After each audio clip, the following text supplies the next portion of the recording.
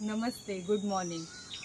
आज आम्ही आहोत गावखडी, जे रत्नागिरीतलं खूप जुनं गाव आहे आणि गावखडीच्या बाजूला एक पूर्णगड म्हणून किल्ला आहे। आम्ही त्या किल्ल्याच्या ट्रेकवर जातोय आणि रस्त्यात जाताना मला हे दिसलं रतांब्याचं झाड। सो रतांब्याचं झाड हे बेसिकली कोकमचं झाड असतं आणि रतांबे जे असतात ते अशा पद्धतीचं गोल फळ असतं, ज्याला सुकवून आपण कोकम बनवतो, जे आपण फिश करीमध्ये किंवा चटण्यांमध्ये आंबटपणा येण्यासाठी वापरतो। सो ह्याला आमसुलही असं म्हणतात।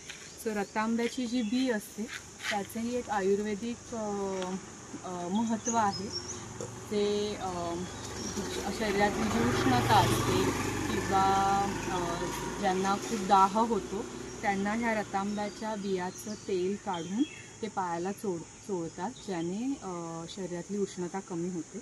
आणि हे रतांब जे आहे हे आम्लपित्त शामकही आहे, ॲसिडिटी कमी करण्यासाठीही कोकमच्या सरबताचा आपण वापर करतो। तर हे असं रतांब्याचं झाड जे तुम्हाला कोकणात दारोदारी दिसेल। इथे एका कोणाच्या तरी घराच्या समोर हे कोकमाचं झाड आम्हाला दिसेल।